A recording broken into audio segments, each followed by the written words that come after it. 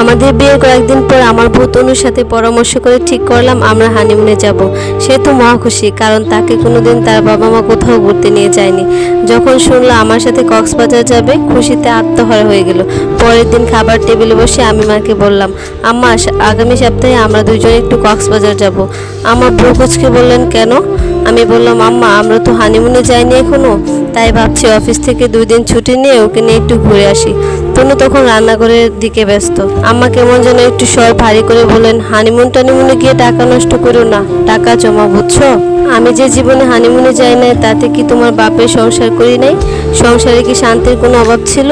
আমি কি যে বলবো সেটা বুঝে উঠতে পারছিলাম না। মাঝখান থেকে আমার ছোট বোন সাইমা বলে উঠলো, ওয়াও ভাইয়া, আমরাও তো কখনো কক্সবাজার যাই নাই, চলো সবাই মিলে একসাথে যাই। আম্মা তখন বললেন, এটা করা যায়, আমারও একটু রেস্ট হইলো। আমি বললাম, একসাথে অনেকগুলো মানুষ গেলে অনেক টাকা লাগবে, আমরা আগে ঘুরে আসি, এরপর সবাই মিলে একসাথে যাব। বোন মন খারাপ করলো। আম্মা কোনো কিছু না বলে তার খাবারের প্লেট নিয়ে রান্নাঘরে চলে গেলেন। মনে হলো রাগ করেছেন। এখানে যে কথাগুলো হলো সেগুলো তনু কিছুই জানতো না। রাতে সে যখন বলছিল কক্সবাজার যাওয়ার সময় কি কি জামা কাপড় নিব, আমি তখন বলে উঠলাম, এখন যাওয়া হবে না, বুঝছো? কিছুদিন পরে যাব, অফিস থেকে ছুটি পাইনি। আমার এই কথা বলার পেছনে কারণ ছিল, খাবার টেবিল থেকে উঠে আমি অনেকক্ষণ ভাবলাম, আব্বা তো আম্মাকে নিয়ে কোথাও ঘুরতে যায়নি, তবুও তারা হানিমুন না করে কত সুখী সংসার করছে। ভাবলাম তনুকে নিয়ে যাব, কিন্তু এখন না, পরে যাব।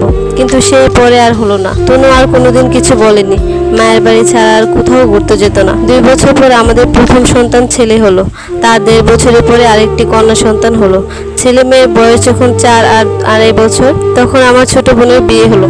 বিয়ের সপ্তাহখানেক পর বোন বাসায় বেড়াতে এলো।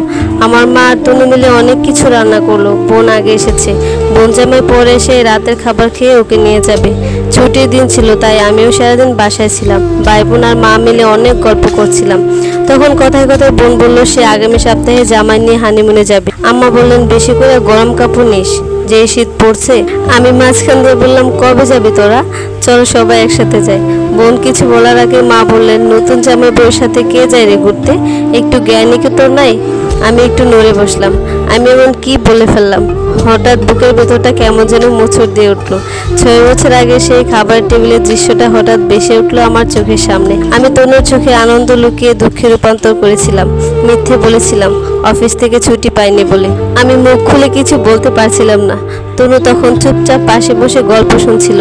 তার মুখের দিকে তাকাতেই আমার অপরাধবোধ হতে লাগলো। তার চোখে কোনো অভিযোগ নেই, কোনো প্রশ্ন নেই, শুধু একরকম অভ্যস্ত নীরবতা। এই নীরবতা আমাকে আরো বেশি কষ্ট দিল। হঠাৎ আমার ছোট বোন হাসতে হাসতে বলল, ভাইয়া তুমি সিরিয়াসলি বলছো নাকি আমাদের হানিমুনে সবাই মিলে যাবে নাকি? মা তখন গম্ভীর গলায় বললেন, হানিমুনে আবার সবাই যায় নাকি? রাতে তনু আর আমি ঘরে ঢোকার পর চুপচাপ কাপড় গোছাচ্ছিলাম। হঠাৎ আমি বললাম, তনু তুমি কি এখনো কক্সবাজার যেতে চাও?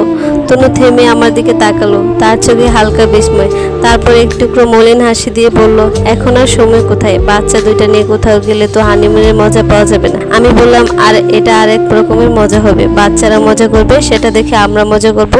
তনু অনেকক্ষণ চুপ থেকে বলল, হানিমুন ছাড়াও তো কত মানুষ কত সুন্দর সুখী সংসার কাটিয়ে দিল, আমরাও পারবো। তনুকে অনেক কষ্টে রাজি করিয়ে ব্যাগ গুছিয়ে বাসা থেকে বের হওয়ার সময় আম্মাকে বললাম, সাইমাকে বলেছি তোমার সাথে এসে 2 দিন থাকবে। মা বললেন, তুই কই যাস? আমি মুচকি এসে বললাম, বউকে নিয়ে তো হানিমুনে যাই নাই, বাচ্চার মায়ের সাথে একটু ঘুরিয়ে নিয়ে